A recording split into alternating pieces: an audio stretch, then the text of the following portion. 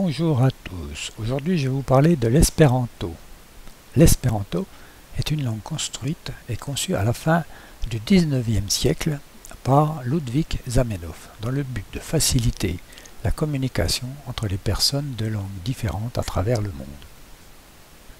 Un peu d'histoire. Alors, l'espéranto fut composé entre la fin des années 1870 et le début des années 1880 par Ludwig Zamenhof. À ce moment-là, il était ophtalmologue polonais.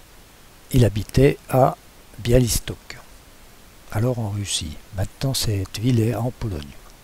La ville, à ce moment-là, était peuplée de 4 communautés, les Juifs, les Polonais, les Allemands et les Biélorusses. Alors, sans ces beaux tensions qui en résultaient, Zamenhof voulut créer un moyen de communication neutre, susceptible d'améliorer la communication et la compréhension entre les nations.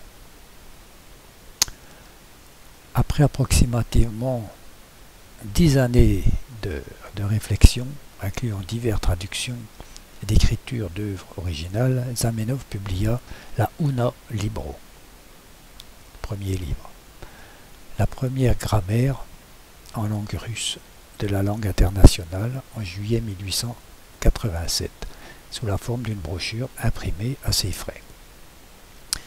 Suivirent peu après des versions dans de nombreuses autres langues, entre 1887 et 1889. Le nombre de personnes qui apprirent la langue ne cessa d'augmenter dans les années qui suivent. Principalement en Russie impériale, en Europe de l'Est et ensuite en Europe occidentale et aux Amériques. L'espéranto pénétra au Japon suite à la guerre russo-japonaise en 1904-1905. En Chine, les premiers cours furent donnés à Shanghai dès 1906 et à Canton dès 1908. Dans les premières décennies, les usagers d'espéranto restaient en contact principalement par des revues et des magazines. En 1905, le premier congrès mondial d'espéranto eut lieu en France à Boulogne-sur-Mer.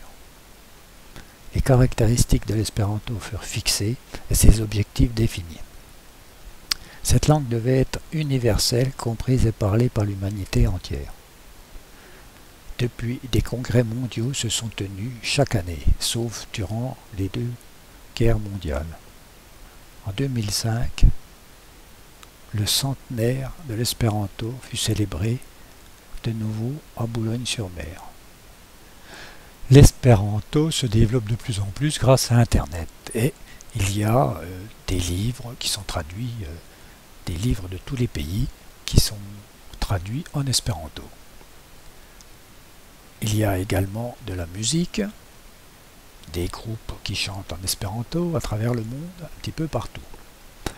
Il y a également des centres culturels comme Grésillon où les espérantistes du monde entier peuvent se réunir pendant les vacances, se réunir au cours de l'année. Donc il y a les centres culturels. Il y a les associations qui regroupent les espérantistes. En France, il y a beaucoup d'associations. Par exemple, en Franche-Comté, il y a Espéranto Nord-Franche-Comté. Alors vous allez me dire, pourquoi l'espéranto ? Alors que tout le monde aujourd'hui parle anglais couramment. Enfin, voudrait parler l'anglais couramment, mais ça, c'est une autre histoire. Donc, l'espéranto, pour moi, c'est pas une langue étrangère. Alors qu'une langue étrangère, quelle que soit la langue étrangère que vous apprenez, vous serez toujours un étranger face à un interlocuteur dont c'est la langue maternelle. Vous voyez ce que je veux dire? Ça veut dire que vous aurez beau faire apprendre l'anglais comme vous voulez, quand vous causerez à un anglais, vous serez toujours à la ramasse, c'est-à-dire que vous serez toujours embêté par rapport à lui qui maîtrisera sa langue maternelle couramment. Et ça, c'est normal. Si vous apprenez le chinois, le japonais, l'allemand ou je ne sais pas quoi, pour le maîtriser comme il faut, si vous ne vivez pas dans le pays, et même, moi je vois des gens qui sont étrangers, toute leur vie, ils auront leur accent de leur pays d'origine, ils auront toujours des difficultés à maîtriser correctement la langue du pays dans lequel ils sont. différence aussi avec l'espéranto, c'est-à-dire que quand vous apprenez une langue étrangère, si vous apprenez l'anglais, vous êtes obligé de penser à Londres, penser au bus à étage. Si vous apprenez l'allemand, vous pensez à la Lorraine, vous pensez à plein de choses, vous pensez à l'Allemagne. Si vous apprenez le chinois, vous êtes obligé de penser au chinois. Alors que là, quand vous apprenez l'espéranto, vous ne pensez à aucun pays. C'est-à-dire que tout le monde, vous pensez au monde entier quand vous apprenez l'espéranto. Et ça, c'est quand même une différence très importante pour apprendre cette langue. Alors, comment j'en suis, moi, arrivé à l'espéranto? Alors, un beau jour, j'essayais toujours d'apprendre ce fameux anglais où j'avais pas mal de difficultés. Je suis tombé sur Internet, j'ai trouvé l'espéranto. Alors déjà, ce qui m'avait plu, c'est que c'était déjà marqué que c'était une langue phonétique et qu'on pouvait l'apprendre et la parler comme sa langue maternelle. Alors je me suis dit, c'est n'importe quoi, qu'est-ce qu'il nous raconte? Et après, je vais un petit peu plus loin, je vois que tous les noms finissent par O, tous les adjectifs par A, tous les adverbes par E, les verbes à l'infinitif par I, et que le pluriel c'est J. Et que dans cette langue, il n'y a pas d'exception. Je me dis, non mais attends, ça me semblait tellement impossible que je me suis dit, il faut quand même que je regarde qu'est-ce que c'est que ce truc. Parce que c'est pas pensable, quand on entend ça, on se dit, qu'est-ce que ça va être? Une langue comme ça, c'est pas possible que ça marche. Alors il a fallu que j'aille voir, et effectivement, ça marche. Alors j'étais un petit peu plus loin, qu'est-ce que j'ai découvert? J'ai découvert d'abord que toute la grammaire tenait sur une carte postale. Non mais, attendez, moi qui sortais de l'école, enfin à l'école, j'avais un livre de grammaire en 6e, en 5e, en 4e, chaque année, vous aviez un livre différent. La grammaire française, ça tient sur des livres, et là, elle tient sur une carte postale. Vous dites, non, bah, qu'est-ce qu'il nous raconte? Alors j'ai voulu aller un peu plus loin, et ce que j'ai réussi à faire, moi, c'est mettre la conjugaison sur un timbre-poste. Non mais vous dites, qu'est-ce qu'il raconte? C'est pas possible de faire ça. La rapidité d'apprentissage de l'espéranto. Quelle que soit la langue maternelle de son locuteur, l'espéranto est aujourd'hui la plus facile des langues que l'on puisse apprendre et utiliser. C'est surtout ça qui est intéressant, c'est d'utiliser.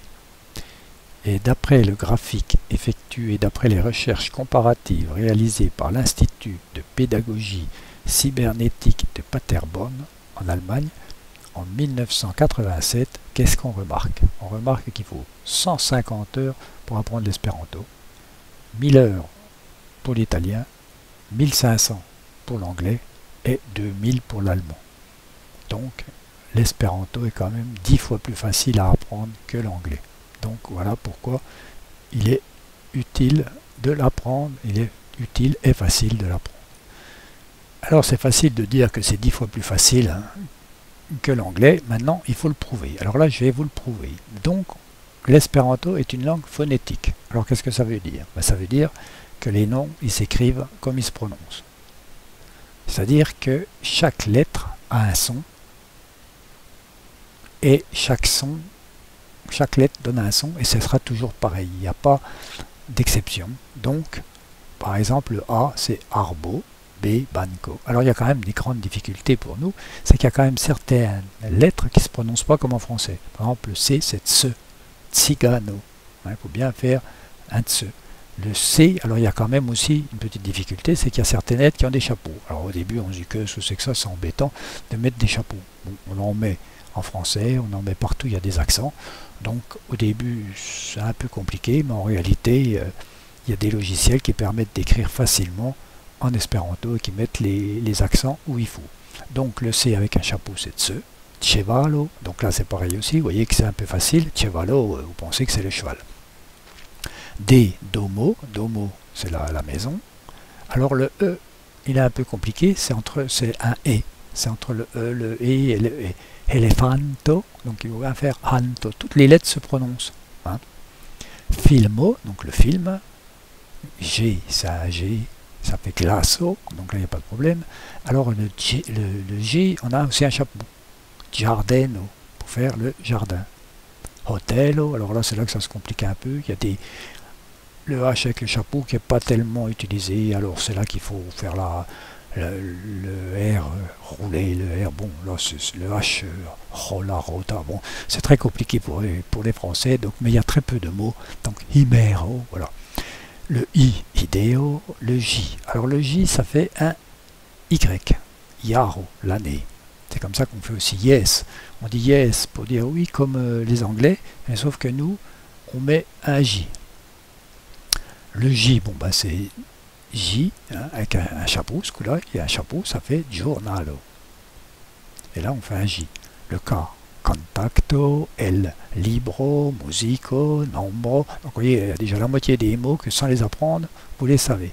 O, anclo, P, parolo, R, rosso, donc là il faut rouler le R, S, sono, donc il faut faire 2 S, et avec un chapeau, ça fait che.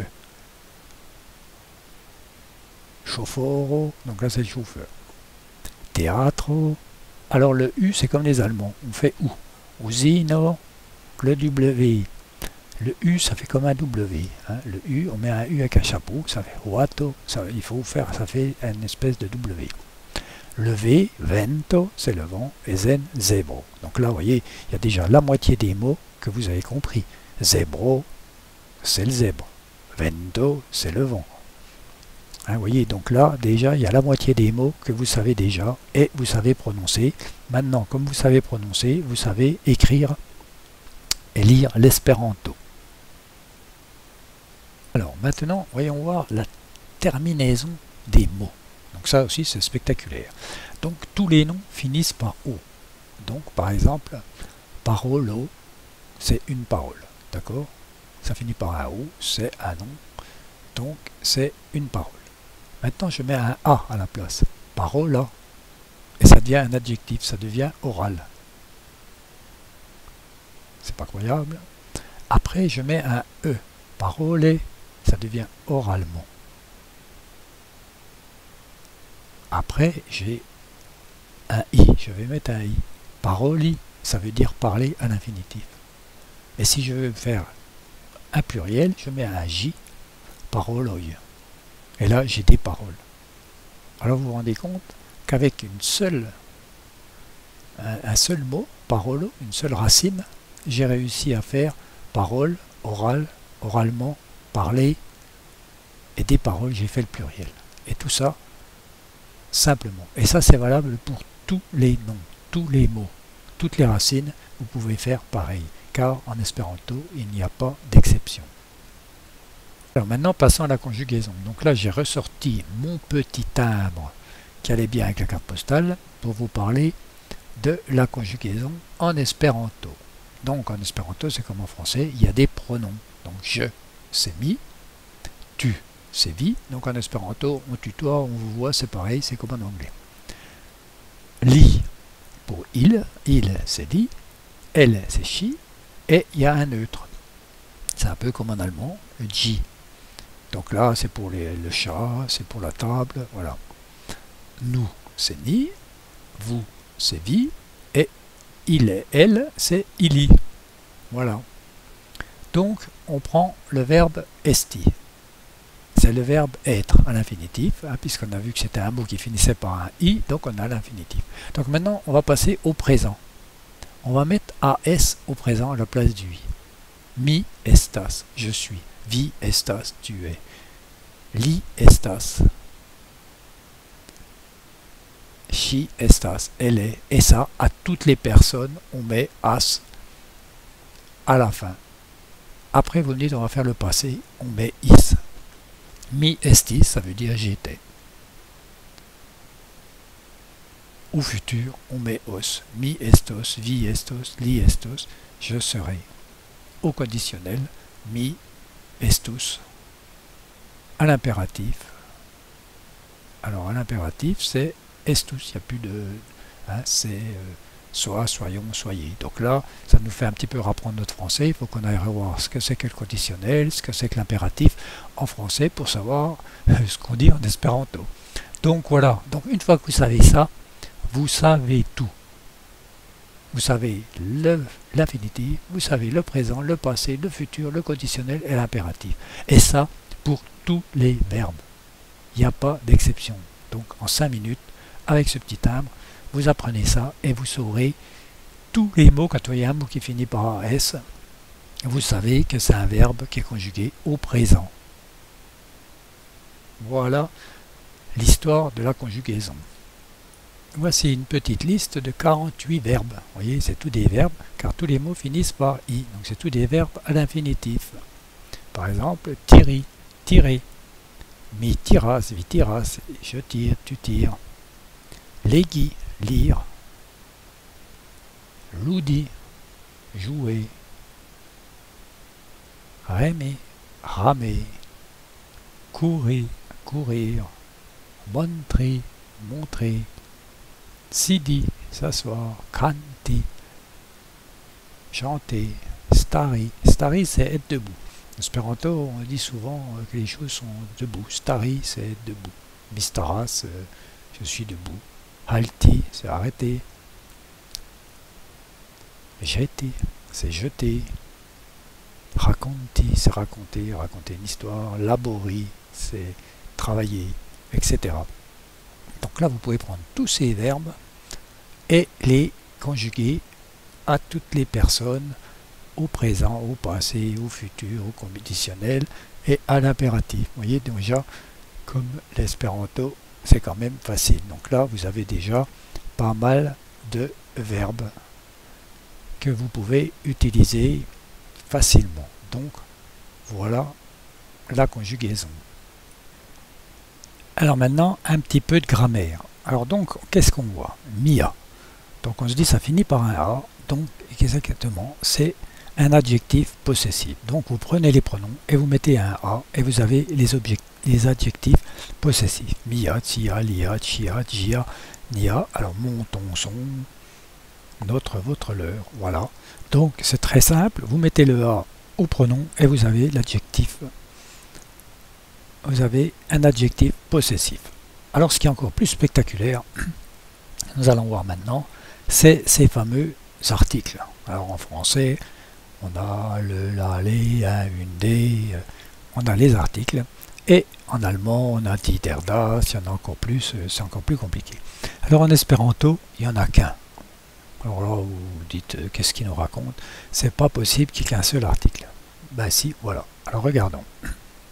Cato, c'est le chat. Donc on met cato, c'est un chat. Il n'y a pas besoin d'article. Cato, un chat. Après, on met la cato. Donc là, c'est le chat. Donc ce coup-là, on a notre article défini.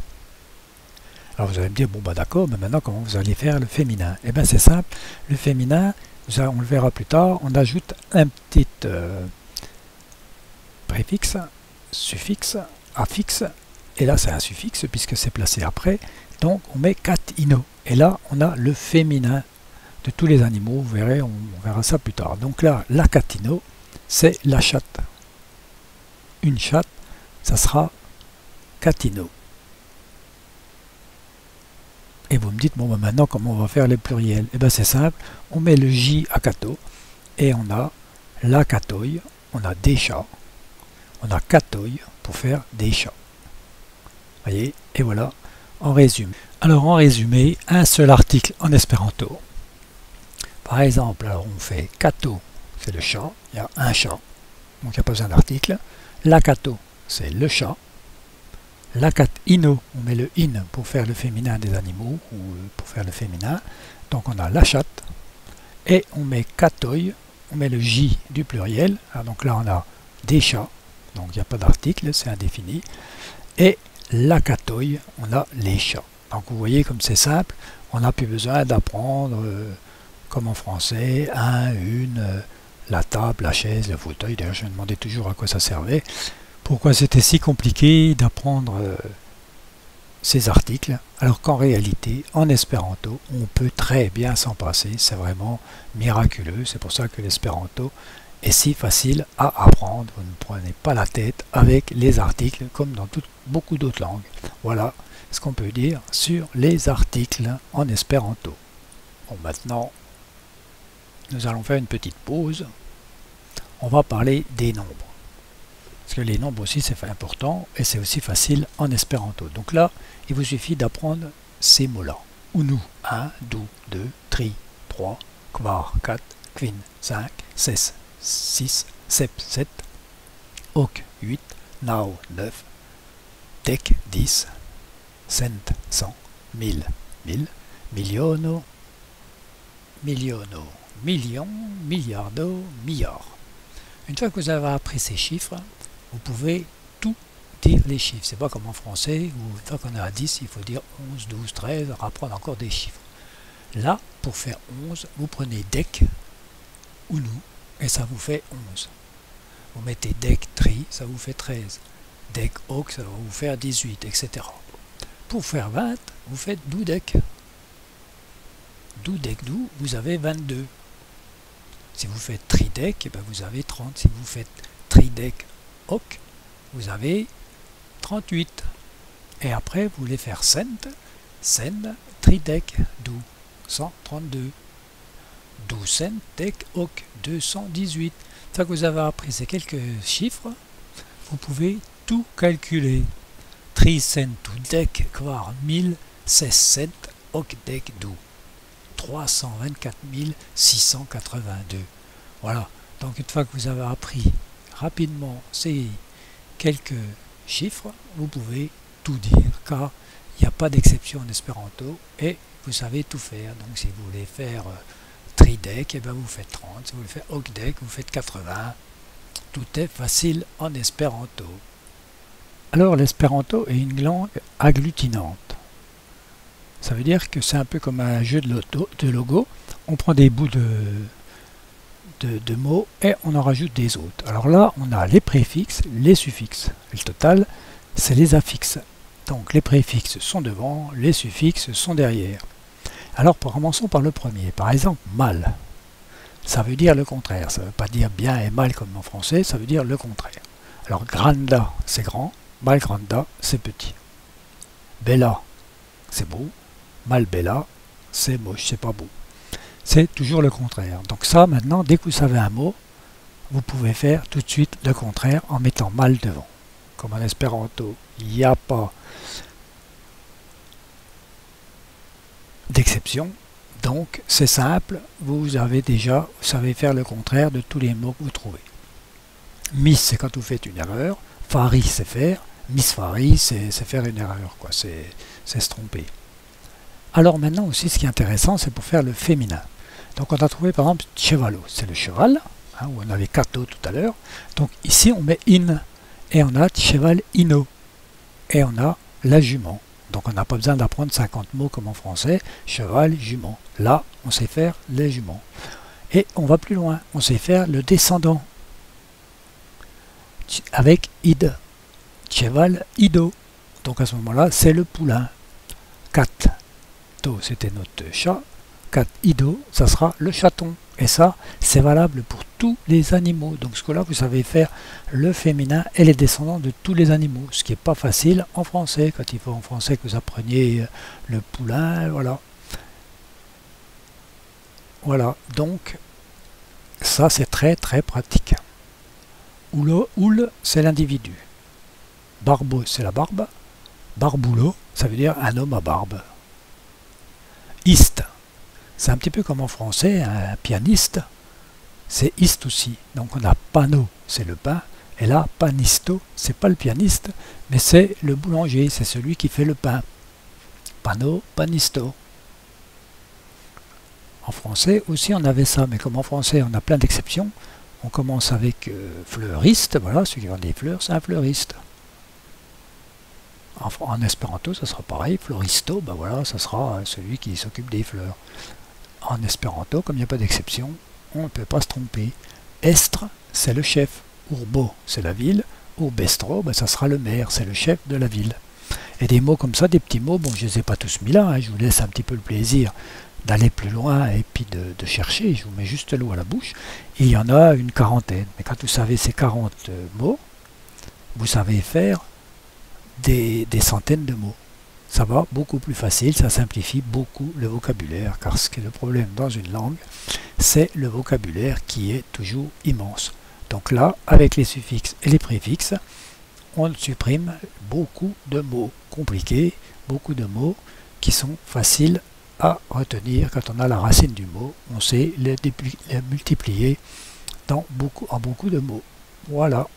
Alors, comme je vois que les suffixes vous plaisent bien, j'en rajoute une petite page. Alors par exemple, AN, Han, membre. Donc là c'est un membre.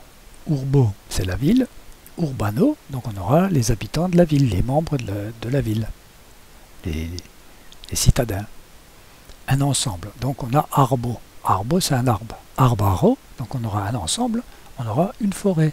Donc dès qu'on a un mot, on sait faire un groupe avec. Le lieu, c'est pareil. Chevalo, on a toujours retrouvé notre cheval. Cheval eio, donc là on aura une écurie, c'est-à-dire la maison du cheval. Donc vous voyez, donc notre cheval, on a fait le poulain, on a fait la jument, et là on fait l'écurie. Une chose, alors trinki, c'est boire. Trincajo, ça sera une boisson. C'est quelque chose, une chose. Donc du coup, du verbe trinki, on le transforme en trincajo, donc du coup, on aura une boisson. Un outil. Scribi, c'est écrire. Scribilo, ça sera un truc pour écrire. Ah, donc ça peut être un crayon, ça pourrait être une craie, ça pourrait être quelque chose. C'est un outil pour écrire. Scribilo. Donc quand vous voulez quelque chose pour écrire, il dit voilà, donnez-moi un scribilo, d'un admis scribilo. Voilà. Donc il donne un crayon ou une craie, un stylo, n'importe quoi. Ça sera un scribilo, un outil pour écrire. Et les diminutifs, alors ça c'est pratique aussi. Domo, c'est la maison. Dometo, ça sera une petite maison. Et du coup, on peut faire ega. Donc là, on ragrandit. Donc là, on ragrandit, c'est-à-dire que on a domego, ça sera une très grande maison. Voilà, donc vous avez compris comment on peut, avec une racine, faire des mots, faire beaucoup de mots. Voilà ce qu'on peut dire avec les suffixes. Donc c'est très intéressant pour simplifier le vocabulaire. Alors, en espéranto, ce qui est une grande difficulté pour nous,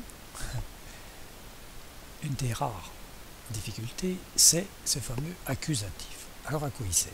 C'est-à-dire qu'en espéranto, on peut placer les mots comme on veut, dans l'ordre qu'on veut. Alors là, on se dit, ça c'est n'importe quoi. C'est sûr que nous, en français, on met sujet, verbe, complément. C'est-à-dire, la cato regardas la birdonne.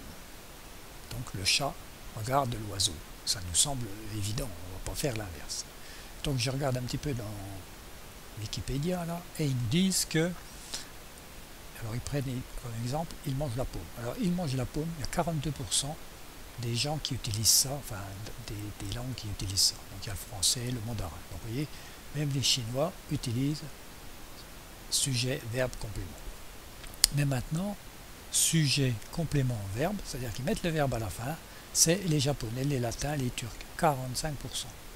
Il y a aussi les Irlandais qui, eux, y mettent le verbe, le sujet et le complément à la fin. Donc là, ça représente 9%. Il y a les Arabes et les Irlandais. Mange la paume, il. Donc ça, c'est les Malgaches. Beau, les beaux, je ne sais pas trop, mais je ne sais même pas trop où c'est. Et il y a 1% qui mettent la paume, mange, il. Et là, alors, c'est les Apalex. Alors, je ne sais même pas ce que c'est, ça. Xkara Yana. Bon, alors donc ça c'est des pays très rares. Il y a les Varao qui eux ils font la paume, ils mangent. Donc ça c'est moins de 1% de la population. Donc voilà. Donc Zamenhof il avait prévu quand même de faciliter la construction des phrases pour tout le monde. C'est-à-dire qu'on écrit la phrase comme on veut. Grâce à ce N qu'on va mettre à l'accusatif. Alors nous on dira la cato regardas la birdonne. Le chat regarde l'oiseau. Mais on peut dire la birdonne regardas la cato. Et à ce moment-là, on sait quand même qui c'est qui regarde. C'est le chat, puisque c'est le sujet, et le complément, c'est l'oiseau. La birdonne regardas la cato. On peut mettre la catone. Alors si on met la catone regardas la birdonne, parce que là, c'est l'oiseau qui regarde le chat. Hein, on peut faire comme ça. Ou la birdo regardas la catone. Ce qui semble plus logique. L'oiseau regarde le chat. Donc, c'est très pratique. Avec ce petit N, on sait qui est le sujet et qui est le complément. Donc à ce moment-là, chacun peut faire les phrases comme il le fait dans son pays. Donc c'est quand on a bien l'habitude de parler espéranto, c'est comme ça qu'on reconnaît un peu d'où viennent les étrangers quand on est dans un groupe où il y a plein de gens de tous les pays, comme c'est souvent dans les rencontres espérantistes. Celui qui a bien l'habitude, il reconnaîtra un Allemand, d'un Japonais, d'un Irlandais, suivant comme il placera son complément, comme il placera son sujet et son verbe. Voilà, donc l'espéranto, c'est très pratique et très facile car on met les mots dans l'ordre qu'on veut, en n'oubliant surtout pas le N de l'accusatif. Voilà.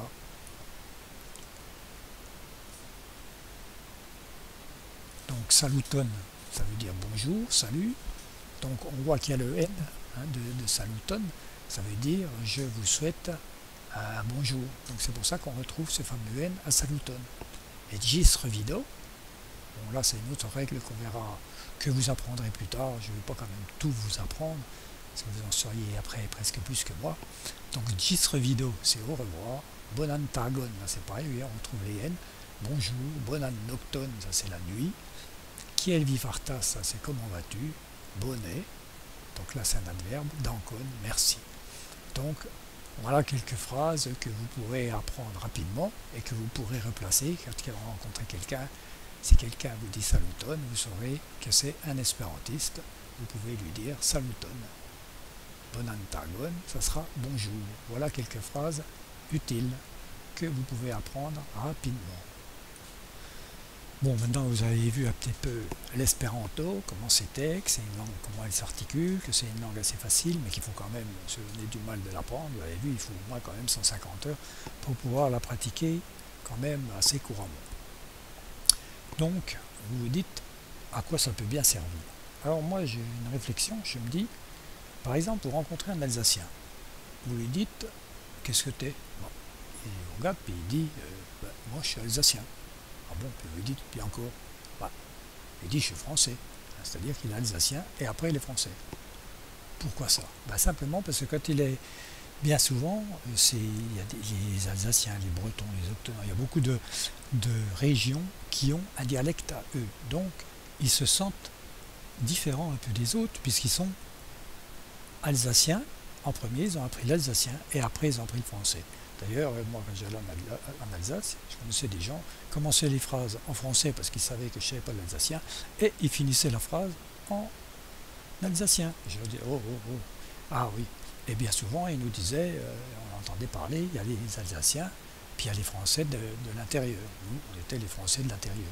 Donc, ils sont bien enracinés, ils sont un plus. Pourquoi? Parce qu'ils ont une terre, un terroir, c'est l'Alsace, et ils ont surtout une langue qui les marque profondément. Alors pourquoi aujourd'hui on nous parle de l'Europe? L'Europe, on a fait l'euro, c'est super bien, vous allez en Allemagne, vous sortez vos euros, tout va bien. Mais vous n'êtes toujours pas européen. Pourquoi on n'est pas européen? Parce que quand on vous dit qu'est-ce que vous êtes français. Européen, non, la France elle est en Europe, mais vous, européen, de rien du tout. Alors que si on avait une fameuse langue commune, c'est-à-dire que vous arrivez en Allemagne, en Grèce, n'importe où, vous dites saluton, et le gars il vous répond saluton, et il vous cause en espéranto. Parce qu'évidemment, il sait que, comme vous dites saluton, c'est que vous savez ni le grec, ni l'allemand, ni le polonais. Donc, il utilise tout de suite une langue courante, commune, que tout le monde a.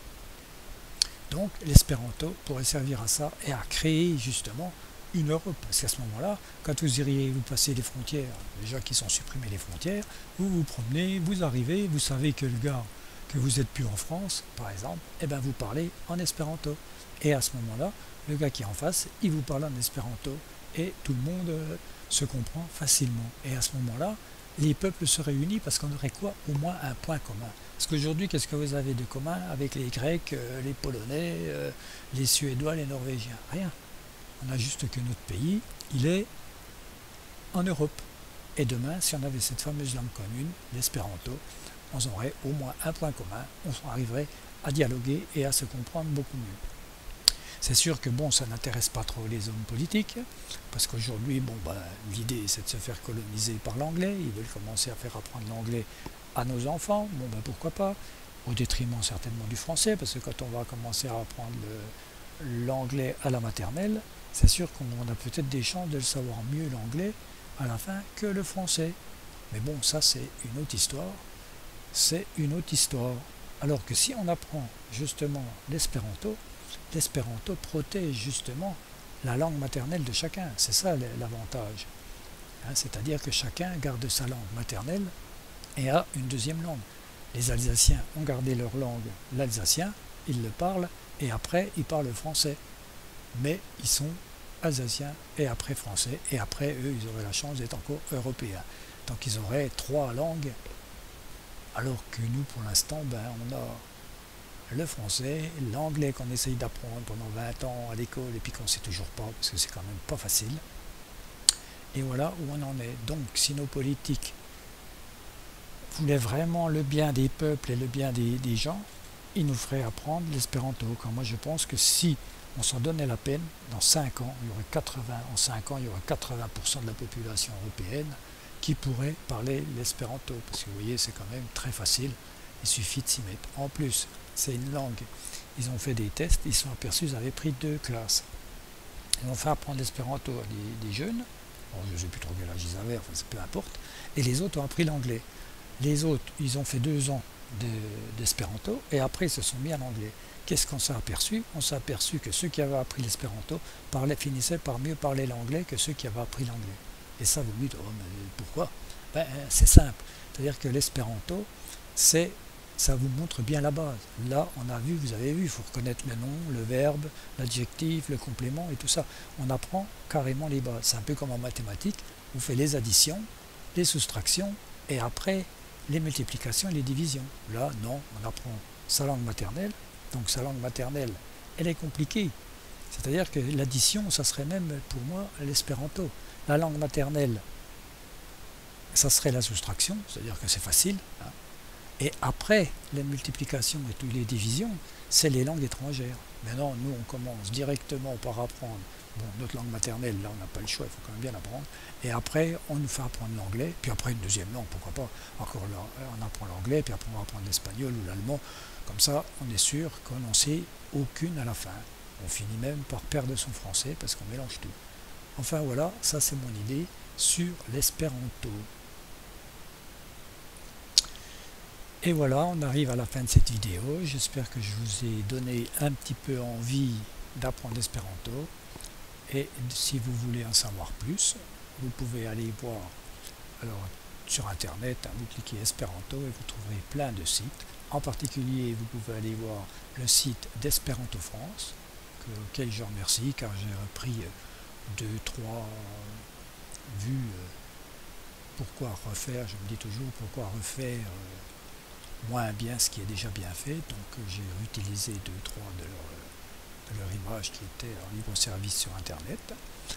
Donc vous pouvez aller sur esperanto-france.org.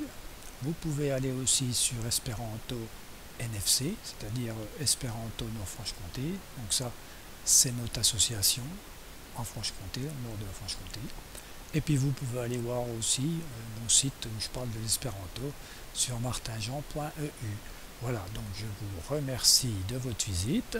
J'espère que vous apprendrez l'espéranto et qu'on se retrouvera un de ces jours pour parler espéranto. Déjà pour parler de l'espéranto et ensuite parler en espéranto. Et j'espère que l'espéranto vous ouvrira et vous apportera des nouveaux horizons et vous fera voir le monde d'une autre manière. Je vous remercie de votre visite et à bientôt pour une autre vidéo.